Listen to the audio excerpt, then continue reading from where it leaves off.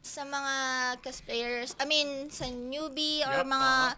gusto na mag-cosplay, gusto ko lang um, ipaalala sa inyo na cosplay is for everyone. So, kahit matanda ka na, bata ka pa lang, kung ano man yung anyo mo, kung maitim, maputi, basta kung ano man yung characteristics mo, hindi pwedeng maging hadlang yon para mag-cosplay.